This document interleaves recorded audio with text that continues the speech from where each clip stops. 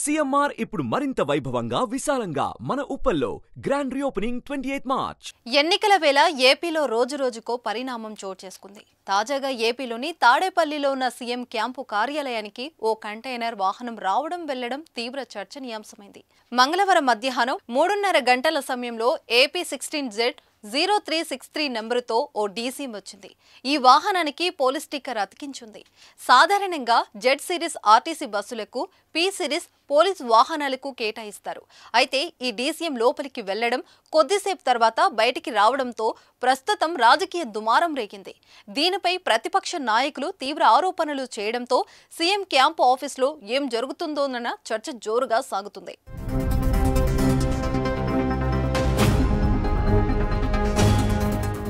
CM camp కార్యాలయానికి వస్తున్న క్రమంలో ముందుగా మెయిన్ గేట్ ఉంటుంది.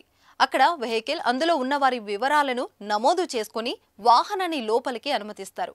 అదే సమయంలో ఆ వాహన వివరాలను ముందున్న చెక్పోస్ట్ సిబ్బందికి చెబుతారు. సాధారణంగా మెయిన్ గేట్ నుంచి డివైడర్కు ఎడమ వైపున ఈ వాహనాలు లోపలికి వెళ్తాయి. మధ్యలో రెండో చెక్పోస్ట్ దగ్గర ఆటోమేటిక్ స్కానర్ ఉంటుంది.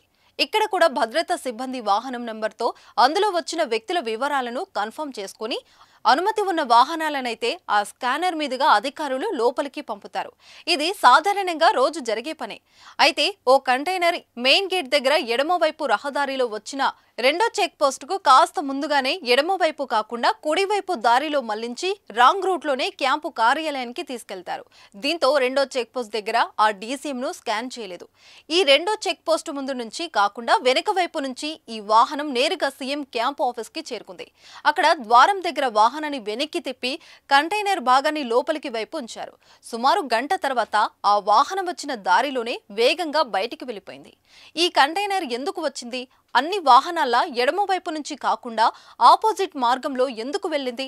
అలా వెళుతున్న వాహనాన్ని భద్రతా సిబ్బంది వాహనాన్ని ఎందుకు ఆపలేదు? ప్రస్తుతం ఈ ప్రశ్నలన్నీ పలు అనుమానాలకు తావిస్తున్నాయి.